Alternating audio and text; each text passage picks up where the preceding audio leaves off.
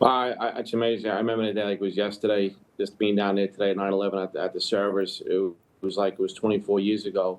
And that day, just being home and getting called into work and having to go to work and not really understanding what happened to a certain extent, but having to go down there that night and just come through the Brooklyn Battery Tunnel and, see what we saw, see what I saw, and just the horrible situation, and to go through the night and through the coming days with people we lost, great New Yorkers, trying to clean up, trying to help the community coming together, the days and months thereafter. And, you just said it before, we're still losing members of the police department and the fire department to this day. Port Authority, EMS workers, just regular New Yorkers still dying from 9/11. So, and I'll share this with you. The weather today was just like the weather it was 24 years ago. Just a very somber day, and it brings back so many memories.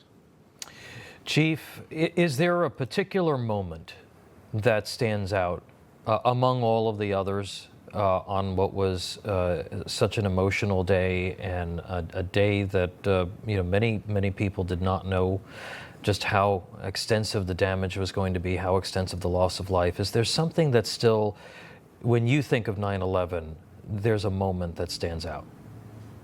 There's a few of them, but one particular was a Saturday morning. It was raining in the morning, and the sun came out, and our precinct dedicated a line on the pile for one of our cop brothers that passed away. And it was remarkable. The moment I remember like it was yesterday again was, when a body came out, a whistle would be blown, and everyone would stop working to salute and do a moment of silence. And there was a firefighter that we handed down the line. I'm not going to mention his name, but I'll never forget that. And Chief, I do want to ask you now, it has been 24 years, and as you said, and now Tom and I both have very, very distinct memories, as you said, the weather today exactly like it was that day 24 years ago. But younger generations, this is something they can only learn about and understand through those of us who experienced it so intensely. What do you think is important for the younger generation to know so they truly never forget? Well, it's obviously part of our history books. It's one of the worst moments in U.S. history at that time. And days like today, when we all gather as a city, as a community, as a country, just to go down to the World Trade Center site and pay homage to all the people that left, lost their lives. It's important that we continuously talk about it, live through those memories of our relatives and friends and colleagues. I don't think there's anyone in New York City or even in this country that didn't know someone directly who lost their lives, or someone of someone. It's just absolutely the one thing we always have to do is continue to talk about it, keep it on memory. Absolutely. And unfortunately, it's part of history. Chief John Chell, thank you for your service, and thank you for being with us today to help us remember. Have a great day, guys. All right, thank you.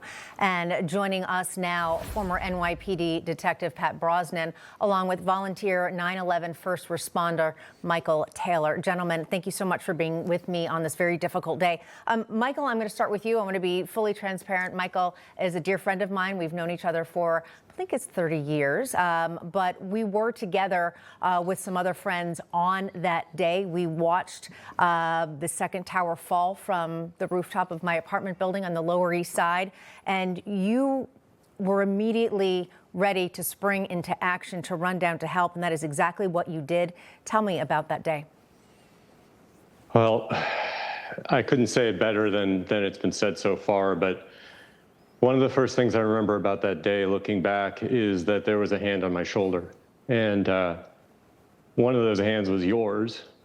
And one of them was a friend of yours. And my first thing, like you said, was I grabbed my med kit, I grabbed my go bag, I started running down there.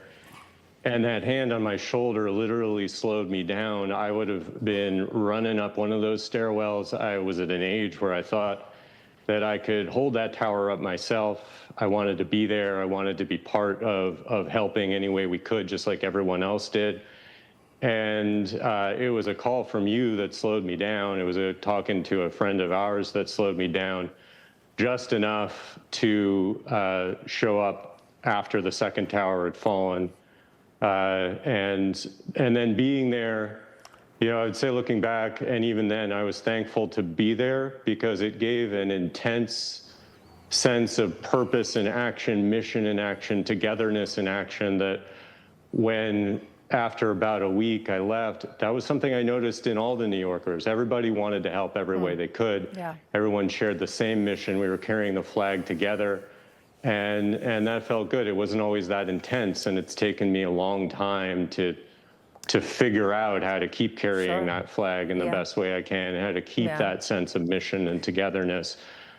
No, But Michael, one thing's led to another, and you know, today I don't think it's a coincidence that I started homeschooling with my 8-year-old daughter. I have an amazing wife, and I'm just grateful to be here. And we do work now that supports vets and first responders and police. I've gotten to know Alex Othmer of Guardian Revival. Michael, I'm going to interject there a little bit because I do want to bring in the detective as well. So much to talk about, and I know that you and I have never actually talked about that day. So there's a lot there.